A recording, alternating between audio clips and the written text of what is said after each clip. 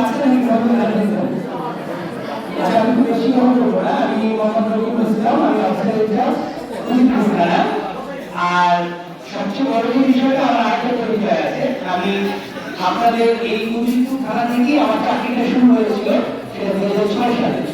আপনারা হয়তো অনেকে আমাকে চিনতে পারেন, আর আমি অনেকে পরিচিত আমার মনে হচ্ছে আমি দেখেছি আমাকে দাঁড়িয়ে থেকে গেছে বা বয়সের একটা কাজ চলে আসে আমার মতো আসতে পারে তো আমার ফলে এটা কম আমাকে যেটা সুবিধা রাস্তায় যখন আসলাম অনেকেই বলতে আপনি এটা ছিলেন না এখানে।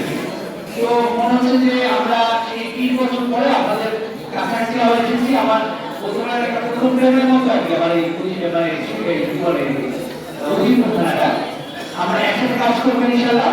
আর আজকে যে আয়োজন করেছেন সবাইকে ধন্যবাদ জানাচ্ছি আমাকে এখানে কথা বলার সুযোগ দেওয়ার জন্য। আর তাদেরকে সম্মানিত করা হচ্ছে, আমি ধরে নিচ্ছি তারা তাদেরকে স্বাগত জানাচ্ছি পুলিশের পক্ষ থেকে। খুব বেশি কথা বলবো না, কথা শুনতে আসলে কারো ভালো লাগে না, কথা বলতে যতটা ভালো লাগে শুনতে ভালো লাগে না।